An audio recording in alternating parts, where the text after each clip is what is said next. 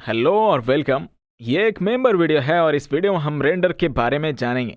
मुझे पता है कि रेंडर इस कम्युनिटी में काफ़ी पॉपुलर कॉइन है, लेकिन अब तक ये काफ़ी वीक रहा है रीसेंट वीक्स और मंथ्स में। Elliott wave point of view से देखें तो ये एक बड़ा रेंज है, लेकिन ऑब्वियसली ये नीचे क्रैश हो रहा है, जो इस चार्ट पर उतना नहीं दिख रहा। पर प्राइस $11 से गिरकर $3 तक आ चुका है।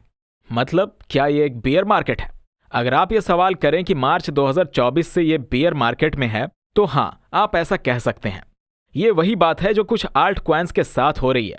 पहले किसी साइकिल में आल्ट कॉइन्स के बीच इतना ज्यादा डिफरेंस नहीं देखा गया। ये काफी क्रेजी है यार। लेकिन अब हम एक सपोर्ट एरिया में हैं। मेरे पास अभी तक कोई एविडेंस नहीं है दोस्तों कि प्राइस ने बॉटम बना लिया है। ये सिर्फ एक रेंज है, तो आप इसे एक रेंज की तरह देख सकते हैं, जिसमें सपोर्ट $1.54 पे है और लास्ट हाई $11 पे।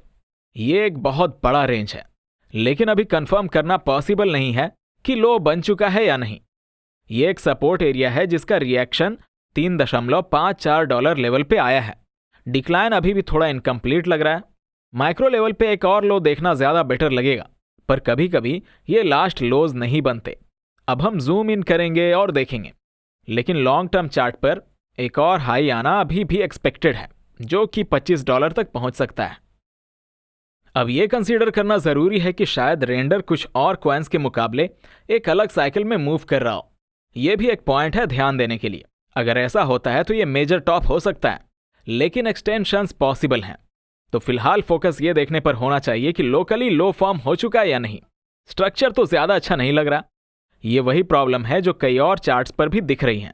3 फरवरी के स्विंग लो के बाद जो रैली आई है वो सिर्फ एक करेक्टिव मूव है। यहां एक पुल बैक हो रहा है वेव बी में, जो एक वेव 4 बना सकता है। ये एक छोटी और बेयरिश काउंट ए, बी, सी हो सकती है। वाइट काउंट के अंदर भी एक और लो का चांस है, या फिर एक लॉन्ग टर्म लो फॉर्म होने से पहले एक और लो आ सकता है दोस्तों। फिर भी यहां एक और रेजिस्टेंस रैली का चांस है, क्योंकि अगर हम इसे इंपल्स मान भी लें तो ये काफी छोटी है और अभी रेजिस्टेंस से नीचे है। मुझे बेसिकली ग्रीन लाइन के ऊपर एक ब्रेकआउट चाहिए जो $6.34 पे है, तभी बुलिश मूव का कंफर्मेशन मिलेगा। मैं बुल्स को एक चांस देना चाहता हूं और आप देख सकते हैं कि $4.37 और $30 के बीच एक सपोर्ट एरिया है। ये पुल बैक अभी डेवलप हो रहा है, नीचे जा रहा है और ये करेक्टिव फैशन में मूव कर रहा है।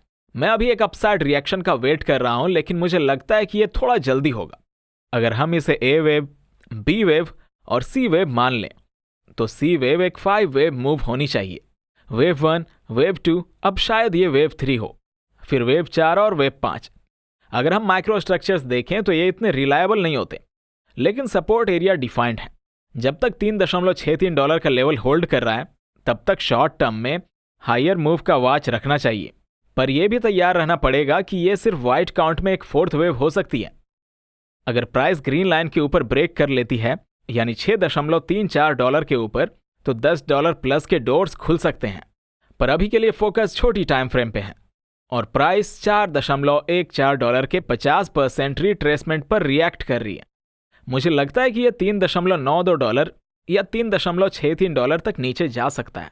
तो मुझे लगता है कि अभी भी कॉशियस रहने का टाइम है। ओवरऑल आल्ट कॉइन सेक्टर काफी मेसी है, लेकिन आपके पास एक सपोर्ट एरिया है जो वॉच करना जरूरी है, और रिकवरी रैली का साइन अभी तक कोई नहीं दिखा है। मुझे कम से कम $4.51 के रेजिस्टेंस एरिया के ऊपर एक ब्रेकआउट चाहिए एक अर्ली इंडिकेशन के लिए, लेकिन यह सिर्फ एक पहला सिग्नल होगा, तो ज्यादा रिलायबल नहीं है। ओके, तो ये था रेंडर का अपडेट। उम्मीद है कि आपको ये वीडियो अच्छी लगी होगी। अगर वीडियो पसंद आई तो इसे लाइक करें, चैनल को सब्सक्राइब करें, और अगर कोई सवाल या सुझाव हो तो कमेंट सेक्शन में जरूर पूछें। इस वीडियो में इतना ही, मिलते हैं अगले वीडियो में। तब तक के लिए अपना ख्याल रखें।